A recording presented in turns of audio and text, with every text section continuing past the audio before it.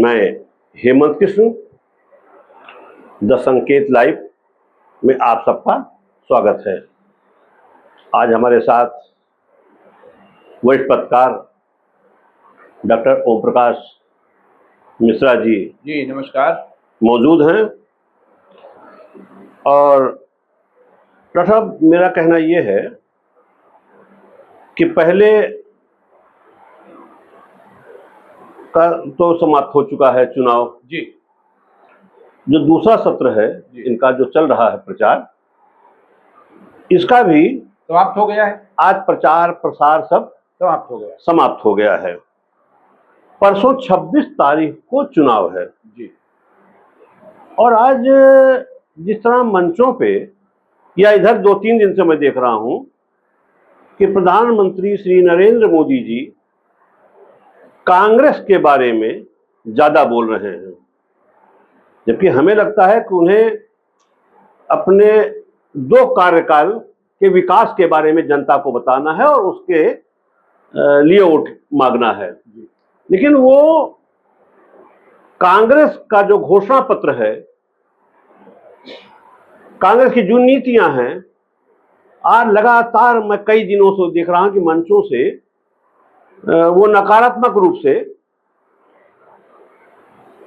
Congress party के बारे में बोल रहे हैं।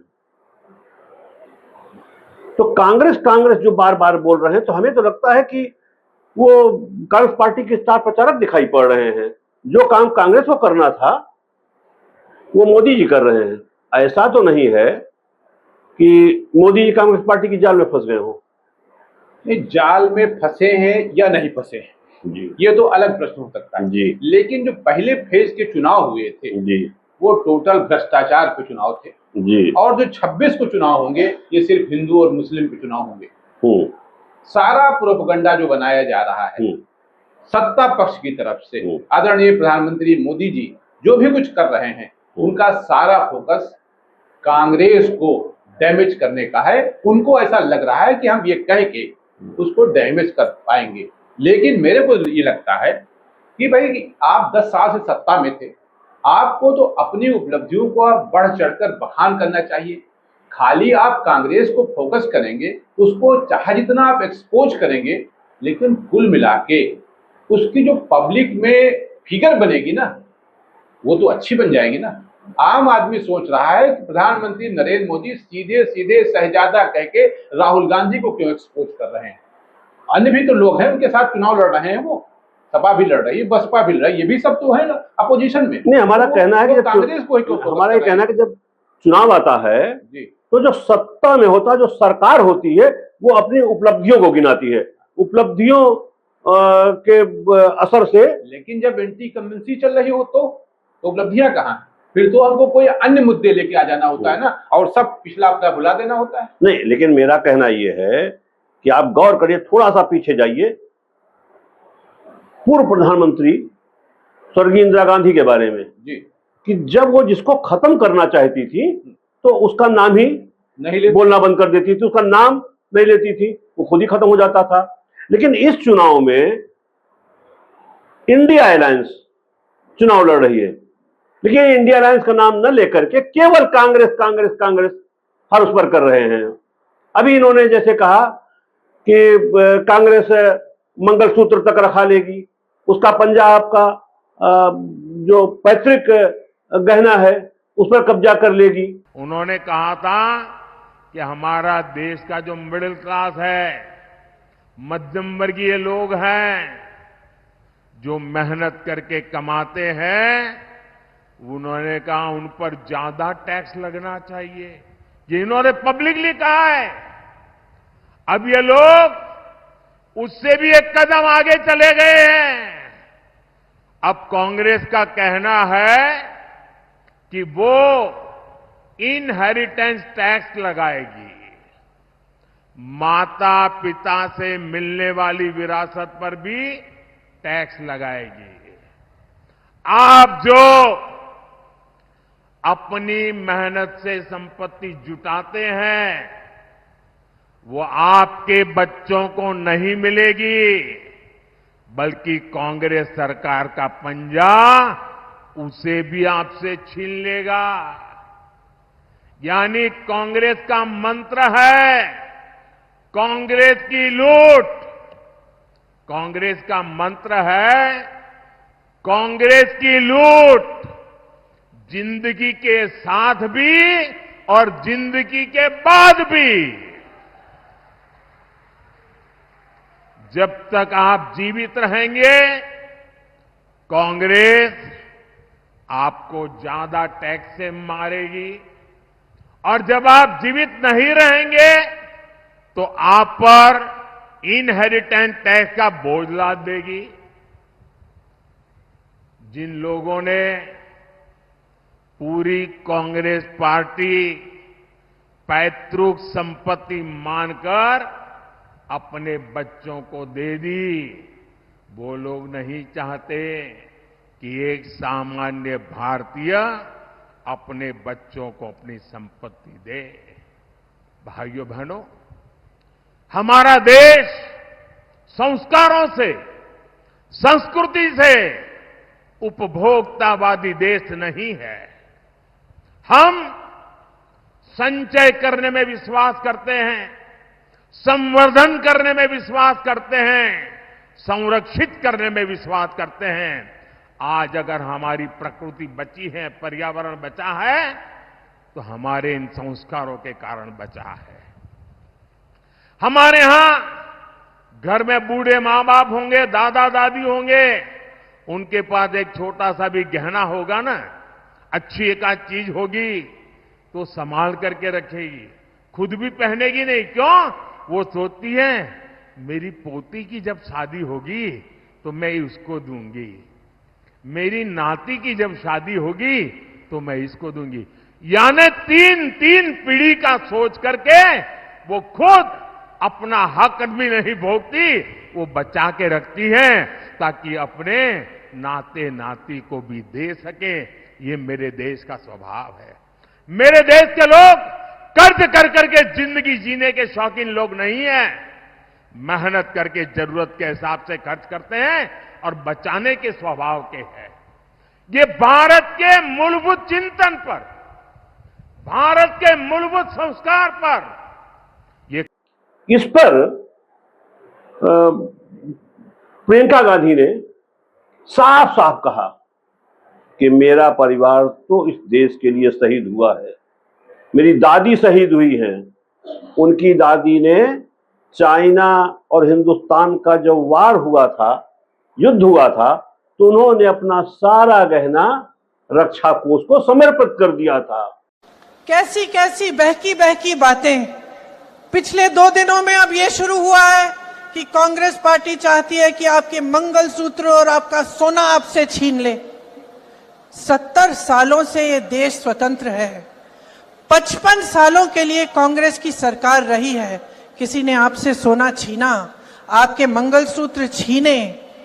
इंदिरा गांधी ने अपना सोना, जब जंग हुई थी, अपना सोना देश को दिया। मेरी मां का मंगलसूत्र इस देश को कुर्बान हुआ है। तो जो परिवार, जो खानदान अपना गहना युद्ध के समय समर्पित कर सकता है, दान दे सकता है, तो वो कैसे ये काम करेगा? देखिए, ये जो 24 का चुनाव हो रहा है, ये आम चुनाव नहीं है जी। इस समय की जो पोजीशन है उसमें जनता वर्सेज इंडिया का चुनाव हो रहा है। इसमें कोई वो नहीं, न सपा लड़ रही, न बसपा लड़ रही, न कांग्रेस। एक तरफ भारत की जनता है और दूसरी तरफ एनडीए। चुनाव ये हो रहा है। रही बात मोदी जी की, मोदी जी अपनी सुविधानुसार कहानी को गढ़ लेते हैं। जैसे एक तरफ वो हिंदू मुस्लिम करते हैं, दूसरी तरफ उनका बयान आ जाया है कि हज के लिए वो पूरी सुविधाएं उपलब्ध कराएंगे। ये क्या है?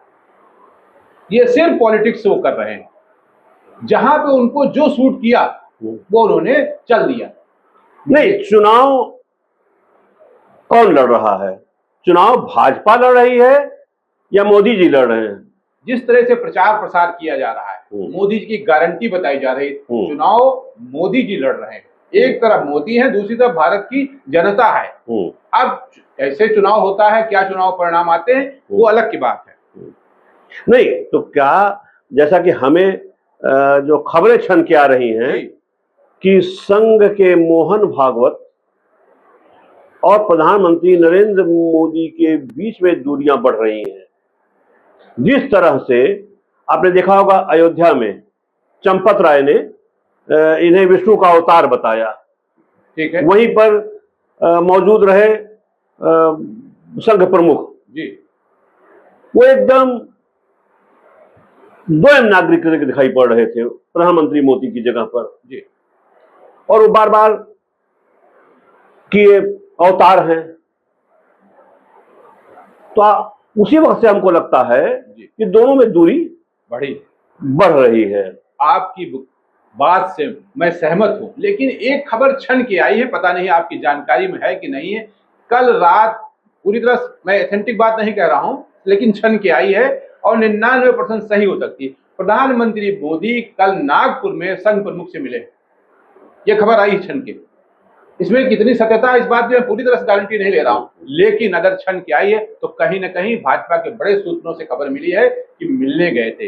हुआ क्या है कि फर्स्ट फेज में आरएसएस के लोगों ने अपने किनारा कर लिया है, पूरी जगह किनारा किया है। अब ये बात प्रधानमंत्री को भी समझ में आ चुकी है। मेरा तो साफ साफ कहना है कि पद का नहीं किरदार का गुरूर कीजिए, पद का नहीं किरदार का गुरूर कीजिए। जज के मुकदमों को मैंने वकीलों को लड़ते देखा है। जी जी जी जी जी। तो सिर्फ मोदी ब्रांड नहीं, भाजपा एक पार्टी है। व्यक्ति आता है, जाता है, जीवित रहता है, मर जाता है, संस्था कभी मरती नहीं। आज जिन मंचों पर नजमुद्दीन जी ने लेक्चर दिया, वहां 400 पार पे जोर नहीं दिया है उन्होंने। अब उनका अब वो 400 पार नहीं बोल रहे हैं, अब वो हिंदू मुस्लिम बोल रहे हैं। मोदी गारंटी में नहीं बोला उन्होंने। आज ये सेकंड फेज में सिर्फ हिंदू मुस्लिम रहेगा। तो जो हमें ये लगता है कि जो ये अब की बार 400 पार और मोदी गारंटी, इस पर कहीं ना कहीं मोहन भागवत जी या संघ परिवार जी सहमत नहीं रहा। हाँ, नहीं रहा, क्योंकि संघ चुनाव जो लड़ाती है वो किसी व्यक्ति को नहीं लड़ाती है, भाजपा को लड़ाती है, वो भारतीय जनता पार्टी को चुनाव लड़ती है। बिल्कुल बिल्कुल। लेकिन इस चुनाव में मोदी जी ने मोदी की गारंटी 400 पार यह साबित कर रहे थे कि सब कुछ मोदी ही है। बिल्कुल सही। यही बात संघ को महसूस हो गई है कि उनको संघ जो है डिजॉल्व होता जा रहा है, उसका अस्तित्व खत्म होता जा रहा है। और संघ कोई व्यक्ति नहीं है, संघ एक बहुत बड़ी संस्था है, इंटरनेशनल लेवल पे काम करती है। हर गांव गांव, शहर शहर उसके स्वयंसेवक हैं। तो अगर संघ ही खत्म हो जाएगा तो भाजपा तो रहेगी नहीं ना।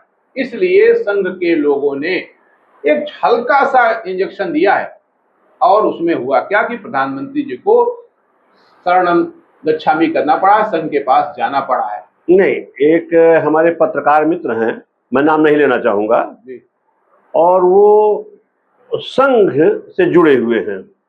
ये बात मैंने उनसे भी कही तो उन्होंने कहा कि हेमंत जी, एक परिवार में जब सामूहिक रूप से सब लोग रहते हैं, गरीब होते हैं, आगे जाके संपन्न हो जाते हैं, तो उसमें जो घर का मुखिया है, जब संपन्नता बढ़ती है तो वो निरंकुश हो जाता है। कुछ ऐसा ही बीजेपी के साथ भी हुआ है। बिल्कुल हुआ कि बीजेपी को संघ ने मजबूत किया, इस देश के अंदर सत्ता में ले आई। बिल्कुल। लेकिन मोदी जी को प्रधानमंत्री बनाया और कालांतर में 10 साल के अंदर ऐसा लगा लोगों को, संघ को लगा, मेरा आरोप नहीं है, मैं उन पर कुछ नहीं कहना चाहता हूं, मैं प्रधानमंत्री जी की इज्जत करता हूं। बिल्कुल बिल्कुल। और ये मैं भी चाहता हूं कि चुनाव को फेस करें, जनता का सहयोग ले, उनका मत मिले, वो फिर प्रधानमंत्री बने। ये तो जनता का मत तय करेगा कौन प्रधानमंत्री बनेगा। मैं इसमें किसी को ये कहने का हकदार नहीं हूं कि ये अच्छे हैं या बुरे हैं, या यही प्रधानमंत्री बनेंगे या ये नहीं आएंगे, या बीजेपी फिर लौटेगी। लेकिन सवाल ये है कि संघ का रुख इनके प्रति आपको क्या दिखाई पड़ रहा है? अंत तक अभी 7 फेज हैं, सेकंड फेज 26 को होने जा रहा है। अंत तक पुनः संघ और इनकी जुड़ाव हो जाएगा, जोड़ हो जाएगा, बिल्कुल हो जाएगा। अब 400 पार का नारा नहीं लगेगा, नहीं, मोदी गारंटी नहीं होगी, भाजपा रहेगी। मोदी है, मोदी ब्रांड है, भारत के प्रधानमंत्री हैं, हम सबके प्रधानमंत्री हैं। हम सबके प्रधानमंत्री हैं और वो बीजेपी के प्रधानमंत्री तो स्वाभाविक रूप से उन्हीं का चेहरा आगे होगा। बिल्कुल। लेकिन संघ चाहता है कि भाजपा का चेहरा हो, कमल आगे आवे। कमल आगे आवे। मैं कमल कहे कि 400 पाता तो समझ जाता है। मोदी की गारंटी क्या होती है? सरकार की गारंटी कि सरकार जो है वो सामूहिक रूप से चलती है, सामूहिक नेतृत्व से बिल्कुल सरकार चलती है। जिस तरह कांग्रेस का न्याय पत्र आया है, कांग्रेस की गारंटी आई है, राहुल गांधी की गारंटी नहीं, कांग्रेस की गारंटी है। उसी तरह भारतीय जनता पार्टी की गारंटी होनी चाहिए या एनडीए की गारंटी होनी चाहिए, तो बात में दम होता है। बात कमजोर हुई इससे, वन मैन शो लोग महसूस कर रहे हैं और ये सही है कि लोगों के अंदर नाराजगी है, वो समय का इंतजार कर रहे हैं, लेकिन विकल्प का अभाव है। विकल्प का अभाव है। जो अपोजिशन है, इंडिया गठबंधन है, वो उस वोट को कैच नहीं कर पा रहा है जो मोदी से नाराज है। अच्छा, मैं एक खास बात कहना चाहता हूं कि पूरे हिंदुस्तान में जो ये चुनाव हो रहा है लोकसभा का, इस चुनाव में उत्तर प्रदेश की भूमिका बहुत अहम है। बिल्कुल है, क्योंकि यहीं से प्रधानमंत्री आते हैं। बिल्कुल है। और उत्तर प्रदेश ने कई प्रधानमंत्री दिए हैं जी। तो जो ये प्रधानमंत्री का क्षेत्र है और 80 में 80 सीट यहां पर जी, ये कई 80 में 80 सीट आएगा। और इसके लिए मैं उत्तर प्रदेश के मुख्यमंत्री माननीय योगी जी की मैं तारीफ करता हूं कि वो पूरी तरीके प्रयासरत हैं कि 80 में 80 सीट आ जाए। लेकिन जो ये मोदी गारंटी और 400 पार, आपको नहीं लगता है कि कहीं मुख्यमंत्री जी के प्रयास पर चोट हो रही है? नहीं, चोट नहीं हो रही है। मुख्यमंत्री जी का भी वही प्रयास है और प्रधानमंत्री जी का भी वही प्रयास है, लेकिन ये दोनों लोगों के प्रयास इस समय सेकंड फेज में नाकाफी हो रहे हैं। आप नहीं तो प्रथम फेज में भी नाकाफी दिखाई पड़े हैं। तो प्रथम फेज से ही तो उन्होंने सीख ली है। आज आप देखिए, उत्तर प्रदेश के मुख्यमंत्री आदरणीय योगी जी ने भाजपा कार्यालय में प्रेस कॉन्फ्रेंस किया है। उन्होंने सीधे सीधे सरिया कानून और इस पर जोर किया। हम सब इस बात को जानते हैं कि कांग्रेस की मंशा हमेशा सत्ता एन केन प्रकारेण सत्ता प्राप्त करनी रही है। वे देश की कीमत पे सत्ता चाहते हैं और देश की कीमत पर उन्हें सत्ता चाहिए। इसके लिए महिलाओं पर बर्बर अत्याचार करने वाली तालिबानी प्रवृत्ति को भारत के अंदर लागू करना चाहते हैं। यानी व्यक्तिगत कानून को कांग्रेस सत्ता में आने के बाद लागू करने की बात करती है। यानी 3 तलाकी को प्रथा से भारतीय जनता पार्टी की मोदी जी के नेतृत्व की सरकार ने देश की आधी आबादी को इसको प्रथा से मुक्त किया, उससे स्वतंत्रता दी। कांग्रेस उसका समर्थन करती है। यानी व्यक्तिगत कानून, देश के अंदर हम कहते हैं 2 प्रधान 2 विधान 2 निशान नहीं चल सकते। इसके लिए 1953 में डॉक्टर श्यामा प्रसाद मुखर्जी जी ने अपना बलिदान दिया था। लेकिन कांग्रेस देश के अंदर व्यक्तिगत कानून लागू करिए, सरिया कानून लागू करना चाहती है, तालिबानी विध्वंस का समर्थन करना चाहती है। और ये जो कांग्रेस की मंशा है या इंडी गठबंधन की मंशा है, या आधी आबादी का अपमान तो करती ही है, एक खतरनाक इरादे की ओर भी देश का ध्यान आकर्षित करती है। ये जो 2-3 कुछ ये जो महत्वपूर्ण जो देश के सुरक्षा से जुड़े हुए, देश की संप्रभुता से जुड़े हुए, आधी आबादी की गरिमा से जुड़े हुए महत्वपूर्ण मुद्दे हैं, उनमें कांग्रेस की मंशा स्पष्ट उजागर होती है कि उनका इरादा देश के प्रति अच्छा नहीं है। वे एन केन प्रकारेण अपने उस पुराने डीएनए के अनुसार फिर से कार्य करने का प्रयास कर रहे हैं, जिसके कारण 1947 में देश का विभाजन हुआ था, जिसके कारण देश लगातार आतंकवाद, उग्रवाद और अलगाववाद की चपेट में आया था, जिनके कारण, जिनके उस डीएनए के कारण देश के अंदर सभी संस्थाएं भ्रष्टाचार के आकंठ में डूबी थी। एक अविश्वास का माहौल देश के अंदर खड़ा हो गया था। कांग्रेस इस देश को फिर से उधर ही ले जाना चाहती है। और आज इसीलिए जब लोकसभा चुनाव के हम द्वितीय चरण के लिए मतदान की ओर जाना चाहते हैं, तब मैं प्रदेश और देश के मतदाताओं से अपील करना चाहूंगा कि देश यानी जीवन आपका है, सुरक्षा आपकी है, देश आपका है, वोट भी आपका है। आपका एक वोट आतंकवाद की तरफ भी, आतंकवाद के पुराने दौर को वापस ला सकता है अगर गलत दिशा में गया।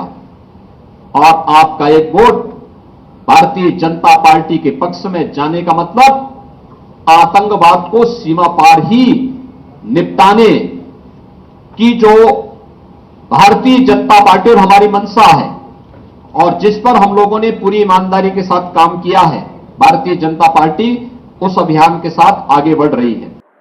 इसका मतलब यह है कि मुसलमानों को भी सहयोग लेना है। मुद्दों से आप विहीन हो रहे हैं, मुद्दे आपसे छूटते जा रहे हैं।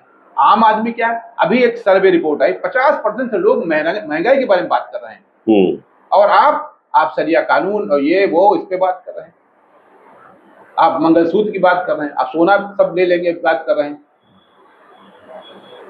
तो आपका सोना चांदी तो कोई मुद्दा होना नहीं कोई चाहिए, मुद्दा है ही नहीं। विकास का मुद्दा होना चाहिए, कोई मुद्दा नहीं है। एक जो अयोध्या का मुद्दा था, मुझे लग रहा कि अब उसका भी बखान ज्यादा नहीं कर रहे हैं। अयोध्या का मुद्दा कोई मुद्दा ही नहीं बचा है अब मुद्दा नहीं बचा। एक रिपोर्ट है सर्वे की, 2% उसका है मुद्दा, सिर्फ 2% लोग इस पक्ष के हैं कि वहां ये अयोध्या में राम मंदिर बन गया, उसको उससे प्रभावित होकर वो वोट करेंगे भाजपा को। नहीं, सिर्फ 2%। एक बात मैं ये कहूंगा कि ये जो प्रथम फेज का चुनाव हुआ, नागालैंड के आप 5 जिलों में आपने देखा होगा, लगभग 4 लाख वोटरों ने मतदान का बहिष्कार किया। जी।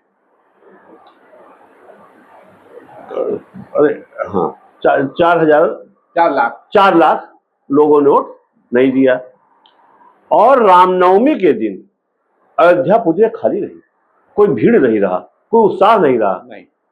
तो क्या संकेत मिलता है आपको? लेकिन वही 4 लाख वोट जो पोल नहीं हुआ, क्या इंडिया गठबंधन अपने पास ले पाई? नहीं ले पाई।